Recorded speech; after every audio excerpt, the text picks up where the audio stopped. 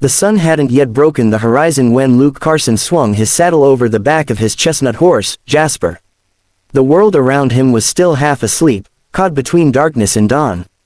The prairie air bit cold against his cheeks, sharp and honest, the way he liked it. He cinched the strap tight, feeling the leather groan beneath his gloved hand. His rifle hung from the saddle horn, a silent promise of food and survival. Out here, a man had to depend on his aim and his grit. No one else was coming to help him.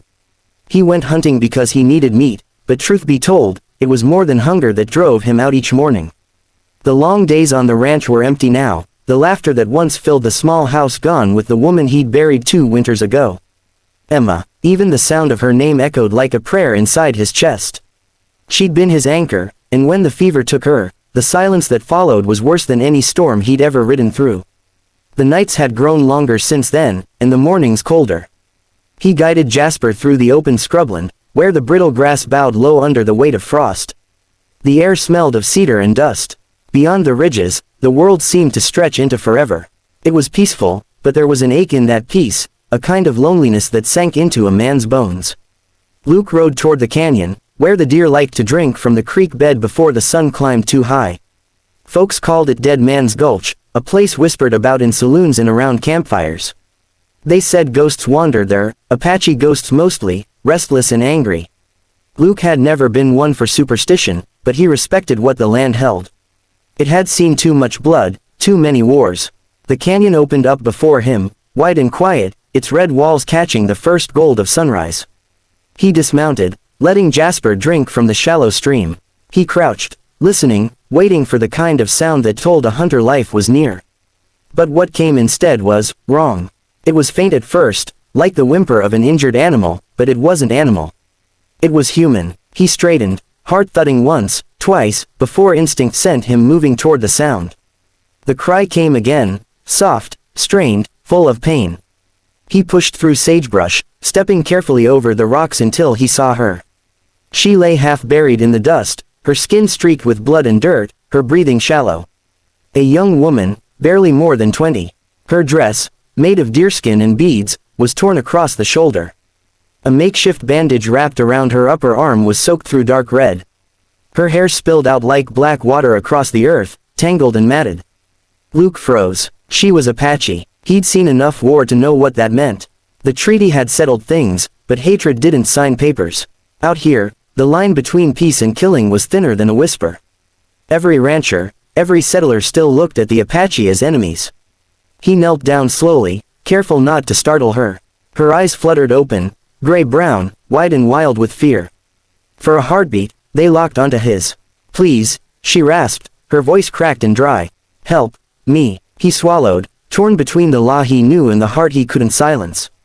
He looked at the wound. It wasn't clean. Infection had already started to creep in. If he left her, she'd die before noon. He pulled the canteen from his belt and poured water gently over her lips. She coughed weakly but drank. "Easy now," he said in a low voice. "You're safe for the moment." She flinched when his hand brushed her arm, but she didn't pull away. Luke glanced around. No signs of anyone else. Whoever had done this to her was long gone. He could almost picture it. A band of bounty hunters, drunk on hatred and greed, chasing her family, maybe slaughtering them. His gut tightened. He knew what taking her back would mean. If the townsfolk saw him with her, they'd string him up beside her without a second thought. But if he left her here, she'd be buzzard feed before sundown. He hesitated only a moment more before whispering, "You're coming with me." He slipped his arms under her, feeling how light she was, like she'd been running for days. Her body went limp against his chest, her breath shallow but steady. He carried her back to Jasper, wrapping her in his coat before lifting her onto the horse. "Hang on, girl," he muttered as he mounted behind her. "Ain't far now." The ride home was slow and tense. Every rustle in the grass sounded like a rifle cocking, every shadow like an ambush. The plains stretched endless and empty, the sun climbing higher, beating down hard. He rode with one hand on the reins, the other steadying her against him. Her head rested against his shoulder, her fever burning through the fabric of his shirt. By the time the ranch came into view, a small, weather-beaten cabin surrounded by fence posts and silence, Luke could feel her trembling. He swung down and carried her inside, laying her on his bed. The fire had gone cold, so he lit it again, filling the room with flickering warmth. He cleaned her wounds with whiskey, muttering soft curses when she moaned from the sting. "Sorry, darlin'," he whispered. "Ain't no gentle way to do this." He threaded a needle and sewed the gash in her arm, hands steady like he was back in the army again. When he was done, he covered her with a blanket and sat beside her, watching the fire dance. She was young, too young to have seen this kind of violence.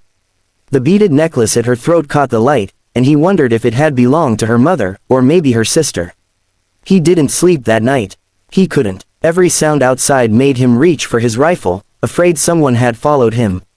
But dawn came quiet. When she stirred, her eyes opened slowly, glassy with fever. "Where am I?" she whispered. "Safe," Luke said softly. "My ranch. You're hurt bad, but you'll pull through if you rest." She looked at him for a long while, her gaze searching his face as if trying to decide whether to trust him. "Why help me?" he shrugged. "Because you needed it." Her brow furrowed. "Your people hate mine." Luke's eyes softened. "I'm not my people." She turned her head toward the window, where the sky was spilling morning light across the hills. A tear slid down her cheek, but she didn't wipe it away. Later, when he brought her broth and she managed a few sips, she said her name in a soft voice. "Naya." He nodded. "Luke." For a while, neither spoke. The fire crackled, the wind sighed through the gaps in the wood, and outside, life went on, birds calling, cattle lowing in the distance. But something had shifted inside that little cabin. The loneliness that had hung heavy in Luke's heart began to thin, just a little. That night, he sat by the fire again, watching her sleep. The flames painted her face in golden shadow, and he realized how fragile she looked, how human. He didn't know what tomorrow would bring, trouble, no doubt, but for the first time in a long while, he felt a reason to care again. And though the world outside was still cruel, in that small corner of it, something like hope had begun to breathe once more. The days that followed passed slow and quiet, though tension hung in the air like smoke after a gunfight. Naya's strength returned little by little. Each morning, Luke would find her outside by the corral, her hair braided back, feeding Jasper from her hand. She moved differently now, not weak, not fearful, but with the grace of someone who had survived things no one should. Luke watched her sometimes from the porch, not because he meant to, but because he couldn't help it. There was something in her stillness, something steady and alive, that made the ranch feel less like a tomb. They spoke little at first. Words didn't come easy between them, not when a world of history stood in the way. But silence had its own kind of understanding. He'd work the fence, she'd gather water. He'd chop wood, she'd cook stew with herbs she found near the stream. The smell of it reminded him faintly of Emma's cooking, and though it brought an ache to his chest, it also brought a kind of peace he hadn't felt in years. Sometimes, he'd catch her humming low songs in a language he didn't know, soft, mournful melodies that made the wind seem to pause just to listen. When she sang, Luke felt the ranch breathe again. The ghosts that used to haunt the corners of the cabin seemed to fade, replaced by something gentler, something new. But peace was never meant to last long on the frontier. One afternoon, Luke was out splitting logs when the sound of horses broke the quiet. He straightened, heart tightening. 3 riders appeared over the rise, kicking up dust, men he recognized even before they reached the yard. Frank Dyer and his crew. Mean men with too much time and too little mercy. Frank reined in first, a grin twisting under his scruffy beard. "Mornin', Carson," he called, voice slick with mockery. "Heard tell you been keepin' company out here. Figured we'd come see for ourselves." Luke set the axe down slow, careful. "You heard wrong." Frank spat tobacco into the dirt. "Don't play dumb. We saw tracks, small feet, moccasins. You got an Apache woman hidden in that cabin, don't ya?" Luke said nothing, but his jaw clenched. Frank's smile widened. "You know that's against the law, Carson. Ain't supposed to harbor savages. They ain't people, they're trouble." Inside the cabin, Naya froze. She'd been kneeling by the hearth, mending one of Luke's shirts. Her fingers stilled when she heard the voices. Fear pricked her chest, but then she glanced toward the door and her expression hardened.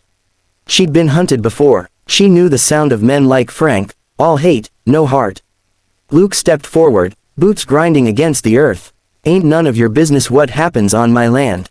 Frank laughed, the sound ugly and sharp. "Your land?" He nodded toward the hills. "Funny. Thought this was Apache land before folks like you came along." Luke didn't bite. "Leave, Dyer. Not "Till I see for myself," Frank said. He turned to his men. "Check the cabin." Before Luke could move, one of the riders kicked his horse toward the door. He dismounted, shoved it open, and there she was, Naya, standing tall and proud, her chin lifted despite the fear burning in her eyes. She didn't cower. She met their gaze with the calm of someone who had faced death before and refused to bow. The man froze in the doorway. "She's in here," he shouted. Frank's grin turned cruel. He started forward, but Luke moved faster. He planted himself between them, his hand resting on his holstered Colt. "You'll leave her be," he said quietly. Frank sneered. "You really lost your damn mind, haven't you? You think that squaw's worth dying for?" Luke didn't answer. His silence was enough. The men shifted uneasily. They'd seen Luke shoot before. Back during the war, he was known for his aim. They might have been drunk on pride, but not enough to test him. Still, Frank wasn't one to back down easy. He took a step closer, the dust swirling around his boots. "You know what they'll say in town. That you're one of 'em now. That you went soft. Maybe they'll come out here one night and burn this place down." Luke's hand hovered near his gun. "Then I'll rebuild it," he said. "But you won't take her." For a long moment, no one moved. The only sound was the wind brushing through the grass, the faint creak of saddle leather. Then Frank's smirk faltered. He spat again, glaring. "You're a damn fool, Carson. Don't say I didn't warn you." He jerked his reins, and the three of them turned, riding off in a cloud of dust. Luke stood there until they disappeared into the distance, then turned toward the cabin. Naya hadn't moved. She was still standing where she'd been, clutching the mended shirt in her hands. Her breath came fast, her shoulders trembling now that the danger had passed. "They will come back," she said softly. Luke nodded, his voice steady. "I know. You could have let them take me," she whispered. "You owe me nothing." He met her eyes. "I don't reckon a man needs to owe someone to do what's right." Something in her expression broke then, not fear, but something deeper. Gratitude, maybe, or the realization that this man, this quiet rancher who'd lost everything, had chosen to risk what little he had left for her. That night, the air felt heavy, as if the whole prairie was holding its breath. They didn't speak much. Luke sat by the fire, oiling his rifle, while Naya tended to the stew. The light flickered across her face, painting her skin gold. After a long silence, she said, "When I was little, my mother told me stories of the spirit who guards the wounded, a spirit who stands between death and life. She said such souls were rare." Her voice trembled, but she didn't look away from the flames. "I think you're that, Luke Carson." He looked at her, unsure what to say. Words had never come easy to him, especially when they mattered most. "Ain't no spirit," he murmured. "Just a man who couldn't leave someone to die." She smiled faintly, though her eyes shone. "To my people, that is what makes a spirit strong." In the following days, word spread. A marshal came to the ranch, riding slow, cautious. Luke met him at the gate, rifle across his chest. The man asked if it was true, if he was harboring an Apache woman. Luke didn't deny it, he didn't flinch. "She's under my care," he said. "She was wounded, unarmed. I did what any decent man would do." The marshal studied him for a long moment. Then he sighed, tipping his hat.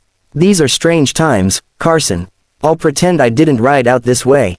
Luke nodded once. "Appreciate it." When the marshal left, Naya watched him go from the porch. "He will tell others," she said. "Maybe," Luke admitted, "but maybe they'll stop caring someday." Spring crept in slow, melting the frost from the hills. They planted a garden behind the barn, and Naya laughed when Jasper tried to steal the carrots. Luke hadn't heard laughter on this land in years. It startled him, warmed him. One evening, as the sun dipped low, painting the plains in gold, Naya stood beside him at the fence. "You went out hunting that morning," she said, her voice soft. "But you came back with something else." Luke glanced at her, the corner of his mouth lifting. "Guess I wasn't looking for what I found." She smiled, eyes bright in the fading light. "Maybe that is how life works. The spirits send us what we need, not what we seek." He didn't know if he believed in spirits, but when he looked at her, he knew she was right. Some things you didn't find, they found you. And as the last light of day slipped behind the horizon, Luke Carson realized that, for the first time in a long, long while, he wasn't alone anymore.